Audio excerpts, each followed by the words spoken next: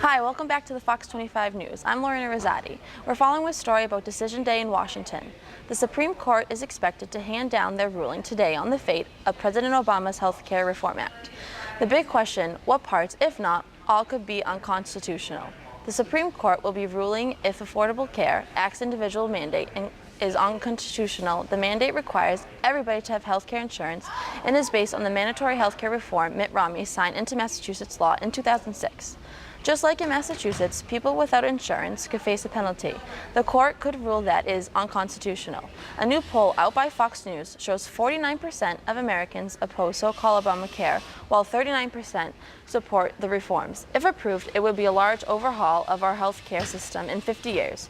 And no matter which way the court decides to go, the decision will affect millions of Americans. That decision is expected to be in about an hour. We will cover it for you live here, right on Fox 25. Or you can watch it on our website at myfoxboston.com. We'll be continuing coverage all day. Another important vote in our nation's capital today. Congressional leaders will decide whether or not to hold United States Attorney General Eric Holder in contempt. Holders refused to turn over documents for Operations Fast and Furious, a boach gun running program that's meant to infiltrate drug cartels in Mexico. Holder said that his documents in Congress is asking and cannot be released, as the president invoked executive privilege on them. This means they contain confidential communications only his administration can see. Last night on a local radio talk show, Massachusetts Senator Scott Brown said he believes Holder should step down as he has, quote, lost the confidence of the American people. A 4-year-old boy is hospitalized this morning. Police say he was struck by a drunk driver while playing in his yard. Investigators say 64-year-old Pedro Royce of Dartmouth hit the boy yesterday afternoon. Witnesses say Royce was across the street, and while he was backing out of his driveway at a high rate of speed, he plowed right through the fence and hit the boy.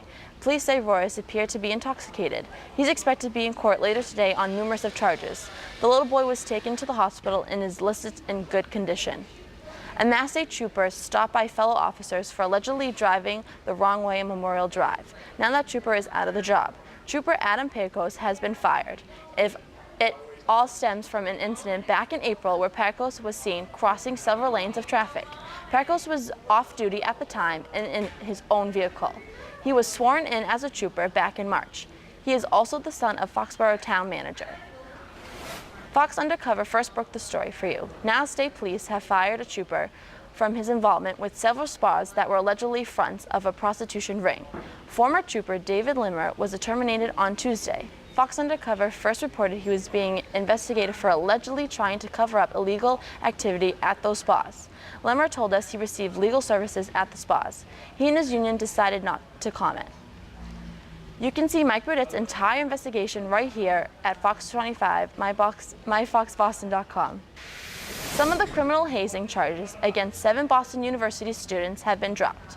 The men were all accused of hazing in April after police found 5 Alpha Phi's fraternity pledges in the basement of a house in Alston. The men were duct taped and together in underwear covered in condiments. 2 were accused to have pled not guilty in assault and hazing charges. Charges against 2 others were downgraded to civil infractions, and arraignments for 4 others were postponed. The Assistant Suffolk DA telling the Boston Globe that silver charges were a better way to hold the men accountable. He added that more charges could be dismissed in the future. Oh, we'll be right back. I'm Rosati with Fox 25 News.